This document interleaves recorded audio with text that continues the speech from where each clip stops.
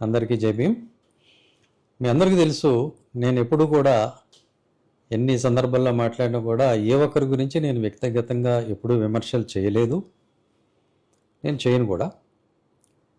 అలాగే దళితులకు సంబంధం లేని విషయాలు వాటి గురించి కూడా నేను ఎప్పుడు మాట్లాడను. అంటే ఉదాహరణకి ఈ రాజధాని ఎక్కడ ఉండాలి ఏంటి అనే అంశం కానీ మరొకటి కానీ దాని మీద నేను ఎప్పుడు పాజిటివ్గా కానీ నెగిటివ్గా కానీ నేను ఎప్పుడు మాట్లాడాల.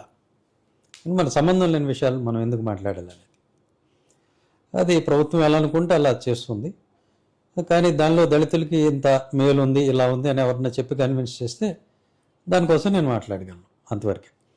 ఎనీవే, ఇప్పుడు టాపిక్ ఏంటంటే, నేను జనరల్గా అతను వీడియోలో ఇవి చూడను, కానీ మొన్న ఎవరో పంపించారు, చూసా. మీరు ఏదన్నా చెప్పుకోవచ్చు, నాకు వ్యతిరేకంగా మాట్లాడుకోవచ్చు, మీకు వాక్ స్వాతంత్రం ఉంది, దాని గురించి నేనేమన్నాను. కానీ వాడే భాష ఏమిటి, వాడు వీడు అని మాట్లాడతాడు. ఎరా గవిడి గేదెలాగా పెరిగావు, నీకు సంస్కారం లేదేంట్రా? మీ అమ్మ నాన్న నీకేం నేర్పించలేదా? పశ్చిమ గోదావరి జిల్లాలో ఎవరినైనా సరే పనిచేసేవాళ్ళని కూడా చాలా మర్యాదగా బాబు అని పిలుస్తాం. ఆ సంస్కారం కూడా లేదా?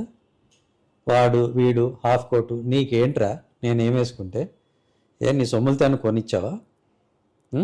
నువ్వెంత, నీ బతుకెంత? పొద్దున్న లెగిస్తే బ్యాంకులను మోసం చేస్తే కానీ బతకలేవు, ఆ డబ్బులు లేకపోతే నీకు తిండి లేదు, అది నీ బతుకు. మళ్ళీ నువ్వు నా గురించి మాట్లాడేవాడివి. సరే, నువ్వు అయిపోయావు, నువ్వంటే బ్యాంకు దొంగవి, నీకు చరిత్ర ఉంది. మళ్ళీ నువ్వు దొంగతనం చేసి తెచ్చిన సొమ్ముతోటి ఆ ఎంగిలి మెతుకులు తినే కుక్కలు ఒక 3-4 తయారు చేసుకున్నావు. వాళ్ళు డబ్బులు ఇస్తే ఎవరినన్నా తిడతాడు, వాడి పెళ్ళాన్నన్నా తిడతాడు, వాడి తల్లినన్నా తిడతాడు, చెల్లెనైనా తిడతాడు. అలాంటి బ్యాచ్ ఒకటి తయారు చేసుకున్నావు, వాళ్ళు మురుగుతారు. వాళ్ళ గురించి నేను అసలు పట్టించుకోను, వాళ్ళని చూసేవాడు కూడా లేడు. ఇంకొక 2 పిచ్చి ఛానల్స్ అవి పెట్టుకున్నావు, పక్షులు యానిమల్స్ అవి పిచ్చి, అవి కూడా ఎవడో దేకడు, నేను పట్టించుకోను. సో కాకపోతే నువ్వు ఏదైనా మాట్లాడు, నా గురించి ఏదైనా సరే విమర్శ చేయ, నాకేమీ అభ్యంతరం లేదు. కానీ సంస్కారం అనేది ఒకటి ఉంటుంది, హద్దులు అనేవి ఉంటాయి. అవి దాటేసి మాట్లాడేస్తే ఎవరు పడుండ్రు. ఒళ్ళు దగ్గర పెట్టుకొని మాట్లాడు, అర్థమైందా? ఏదో గేదె వాటం వేసుకుని నువ్వును మేము అనలేమా వాడు వీడని?